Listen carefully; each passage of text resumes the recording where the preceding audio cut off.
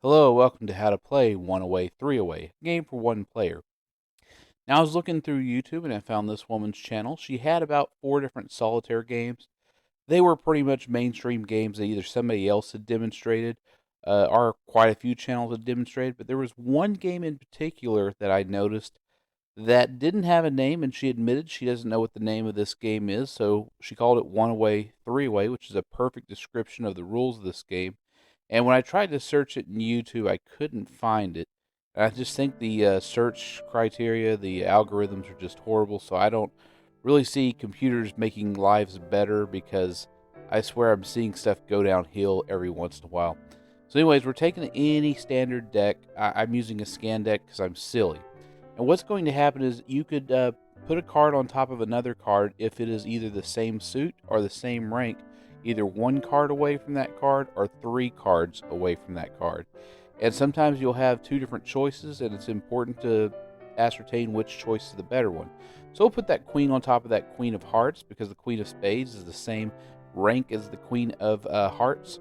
And then we'll go from there. We can either place a card on top of a card that is one card away or three cards away.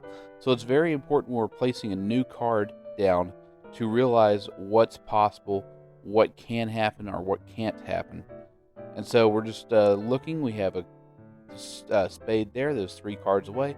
And so sometimes if you have multiple choices, it's very, very important to make sure you evaluate all your choices when placing a card, because if it's out of sequence or if it's in the wrong choice or in the wrong order, it can affect other choices you have. And so I'm getting there, and I'm slowly going through my deck, and I don't really see, because I can see the back of the card, I know what suits are coming. I don't really see a whole lot of improvement, but I am able to get some of the cards consolidated due to the rank of the cards being equal. And that's what's going to transition a suit for you, just like crazy eights. It's going to have to be equal ranks are going to be the thing that consolidate stacks of cards. And you're really at the mercy of the shuffle for the most part in this game. It is a point scoring game, so that means there's the only real state of winning is to have all the cards on one single stack. Now, I ended up having a score of 14 because I had 14 different stacks there. So I'm going to try this again. We're going to house rule. This time, you're able to look at the two backs of the cards, and you're going to determine, do you want to slide it under and take the next one, or do you want to take and play the card that's currently in your hand?